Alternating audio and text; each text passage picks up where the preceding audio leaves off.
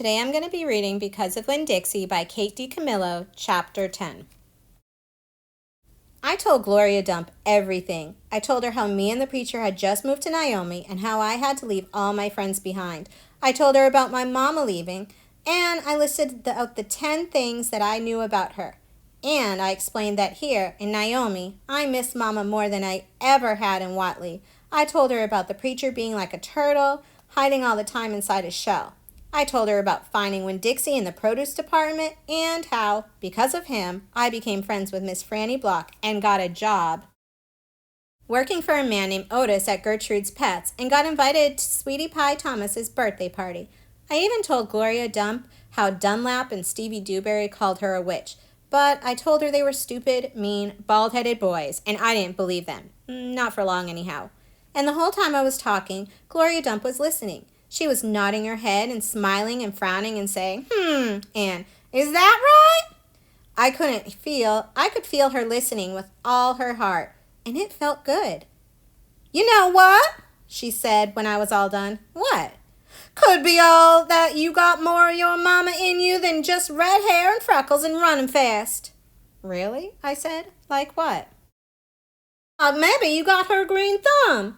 The two of us could plant something and see how it grows. Test your thumb out. Okay, I said.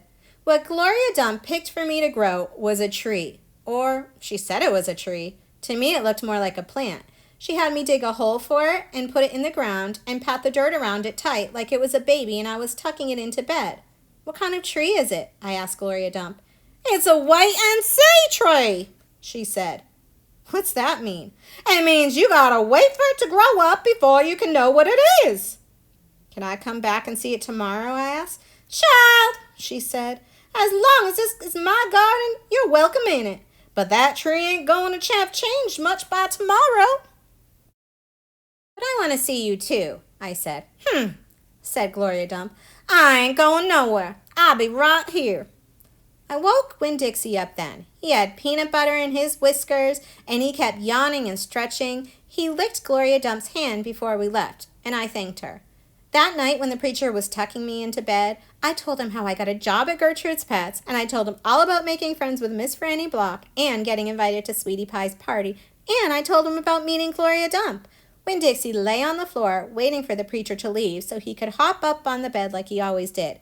When I was done talking, the preacher kissed me good night, and then he leaned way over and gave Winn Dixie a kiss too, right on top of the head.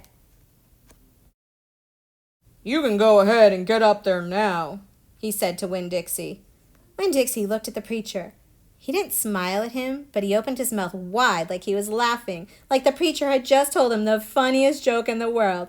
And this is what amazed me the most. The preacher laughed back. Winn Dixie hopped up on the bed, and the preacher got up and turned out the light. I leaned over and kissed Winn Dixie too, right on the nose, but he didn't notice. He was already asleep and snoring.